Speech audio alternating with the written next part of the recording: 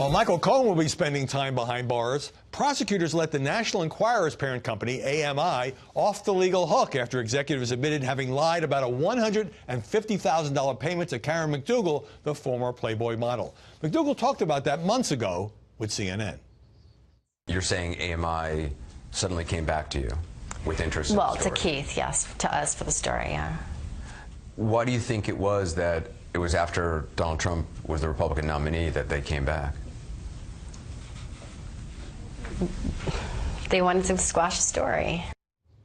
American Media Inc., headed by Trump's close pal David Pecker, had been telling reporters, including me, that it couldn't corroborate McDougal's account of a decade-old affair with Donald Trump and paid her for cover shots and fitness columns. But Pecker and his firm, in exchange for immunity, now say they acted in concert with Trump's campaign to buy and bury McDougal's story.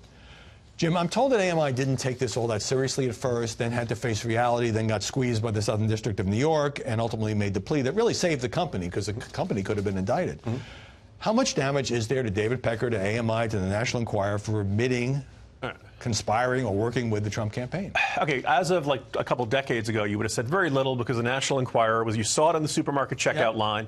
It was next to the magazines telling you that Elvis was a space alien, and I saw Jesus in my rutabaga, stuff like that. Yeah. But then they did the John Edwards story, and everyone kind of scoffed at it, and the John Edwards story turned out to be more or less accurate. So there was a little bit of, oh wait, maybe you got to take the National Enquirer a little more seriously. Maybe they do chase stories. Yeah, nobody else with Tiger Woods and a couple other stories. I think you can now say, based on this, no, you should not put that much faith in what you see in the National Enquirer. It is actually anti-journalism. It's the one place you can go to where you could a publication where we know you will not read stories if rich and powerful people decide to reach out and offer a check and say, no, we can't have this story out there.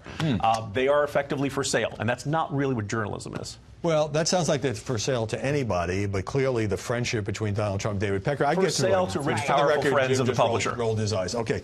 So it sounds funny to say a supermarket tabloid that practices checkbook journalism, but did, as Jim says, the John Edwards story about his campaign mistress and his love child, which ended up in an unsuccessful prosecution of the former presidential candidate.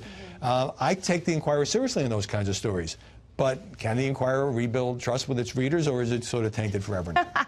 I mean, I don't know what kind of trust the Enquirer ever really had with his readers. I guess there are some people who do believe that space aliens and, whatever else they put. But it beat the rest of the media on the Edwards story. He denied it for months. But it did, and there have been a handful of stories that you just pointed out that the Enquirer has broken, and of course the John Edwards story was one of the most notorious and probably the most well-sourced story, which really kind of made you rethink: how do we consider the National Enquirer? Yeah. But look, I don't know. Again, I don't really know what trust they ever had with their viewers or with their readers. I'm sure that there were plenty of people who want to buy it because it's juicy and fun and it costs $1.50 or whatever. Okay, fair enough. Let me move on. So the main media angle in this is that this implicates Trump, because it's not just Michael Cohen saying these things about the hush money payments. It's his pals at the Enquirer.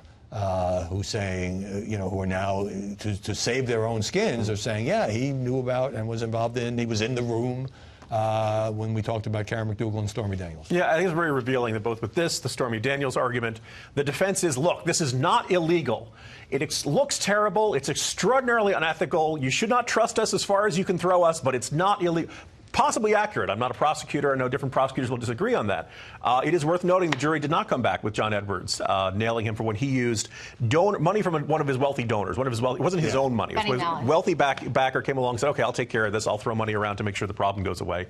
Couldn't get a prosecution, couldn't get a successful conviction. Right. Now, look, the two are not directly comparable. And by the way, Edwards did this while he was a presidential candidate. Trump, this was 2006 when he was a celebrity businessman. But, of course, the business about the cover-up, alleged cover-up, is now. So the new thing here is that Cohen testified that he was going to reimburse the Enquirer for the $125,000, he says, for the McDougal payment, but with a bogus fee for advisory services. So I must say, that doesn't, when you get into the dirty details, it doesn't sound like a news operation. It sounds like a bunch of people doing Donald Trump's bidding. Yeah, catch and kill is what it's called, right? Right. Where you pay for a story to kill the story. Yeah, but that practice in the tabloid world didn't originate with Donald Trump.